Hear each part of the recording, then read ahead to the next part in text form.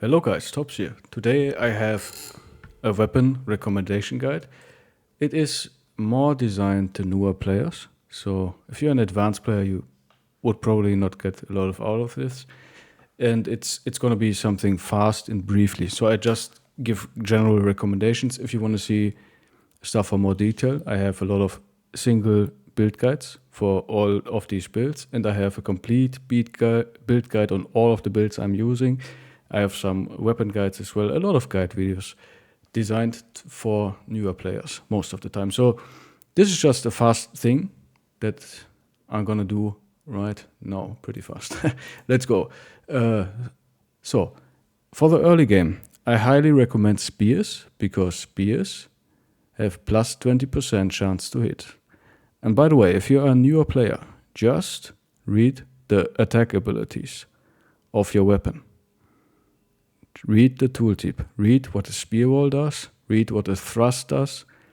Read what the knockback does and what the shield wall does. Just read it. Plus 20% chance to hit because it's a spear.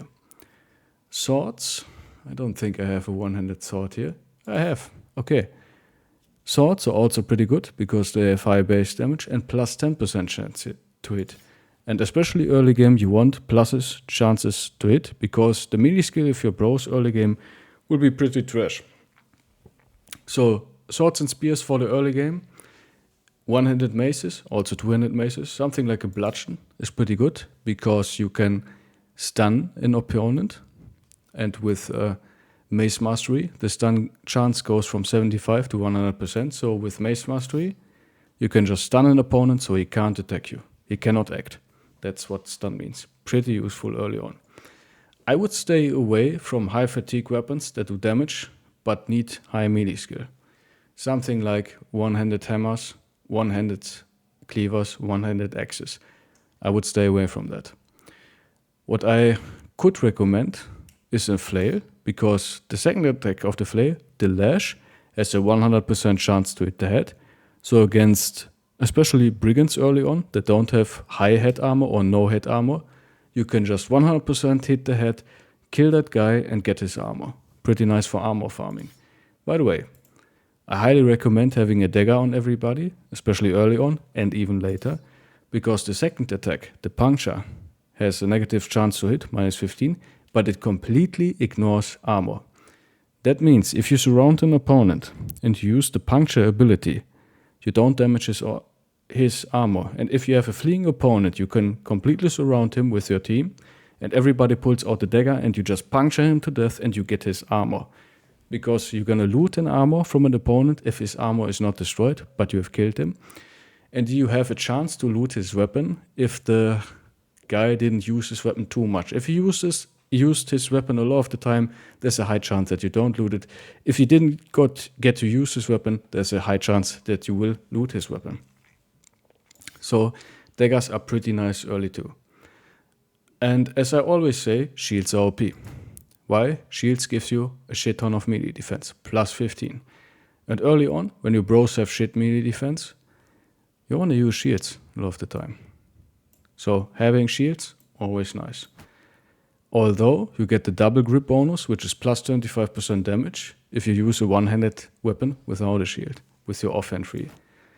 So anyways, early game, you have to decide. If you have a bro that has low melee defense, you can fix that with a shield, and you can use the ability Shield Wall to get even more melee defense on top of that, so you can actually not lose your early game bros to a random Brigand Raider or Brigand Thug because you didn't have enough melee defense. Generally, early game, I would stay away from two-handed weapons because, again, for two-handed weapons, you only swing once per turn because of the action points.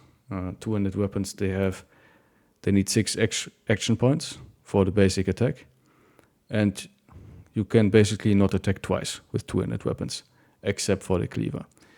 So you also need high skill so that one attack hits, and you also need high defense because you can't carry a shield because you have a two-handed weapon. Two-handed weapons and shields doesn't go well. You can only have a two-handed weapon or a shield and a one-handed weapon, or just a one-handed weapon. So two-handed weapon for late game, or for backliners. And this is something. The pole arms, early game, super strong. If you have something like a pike, like an ancient pike, you find that early on, that's super high damage early on. And also a weapon that has, on the basic attack, plus 10% chance to hit, and an additional headshot chance. So high damage, additional headshot chance, and additional hit chance. That's what you want early game. Highly recommended pikes for early game. Now we come to range weapons. Something like a crossbow has additional hit chance, plus 15% additional hit chance. And then it drops minus 3% per tile of distance. So this is just basically plus 15 range skill for every bro. Highly recommended if you have low bros with low range stat to just use a crossbow. Is fairly high damage early on against single target. Even the tier 1 crossbows do a surprising amount of damage. Bows are only worth in conjunction with high range skill because the quick shot has minus 4% hit chance, and the aim shot has plus 2% hit chance with minus 2% hit chance of distance. This is a faint bow, so I have plus 11% hit chance. So that wouldn't account for a normal bow. In fact, here's the normal bow, plus 0% hit chance. So the thing is, you need to have good range skill in order to use a bow effectively. So I cannot recommend the bow for somebody who has low range skill. Building an archer is more of a mid-game build, or a build for like somebody who is good with range skill. Throwing weapons are insane early game with damage, especially with duelists. They're also viable later. Can recommend throwing weapons early on. They do the big damage combined with pikes and maybe crossbows on your backline. Swords and spears for frontliners.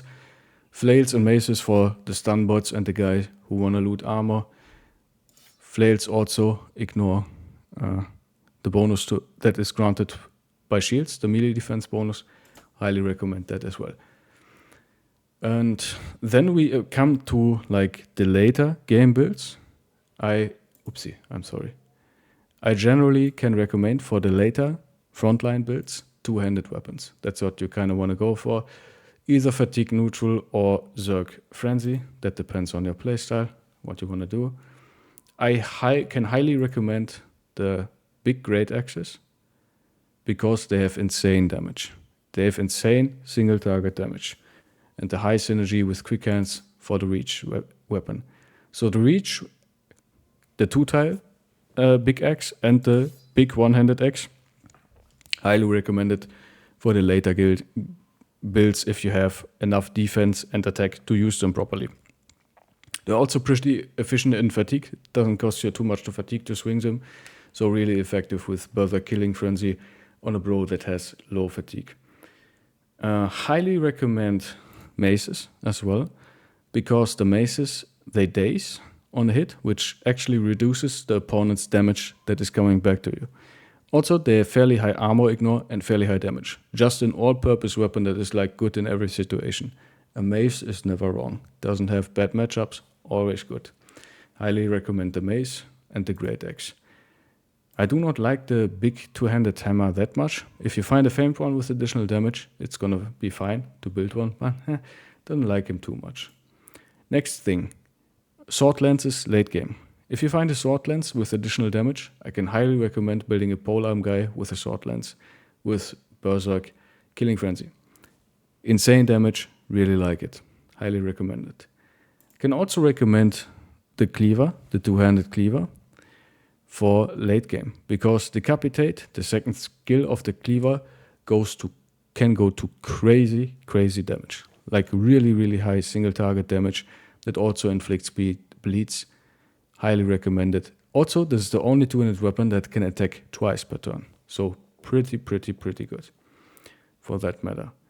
The next thing, the one-handed maces, if you find famed ones, are super good for late game builds in combination with Duelist. Duelist gives you an additional armor penetration.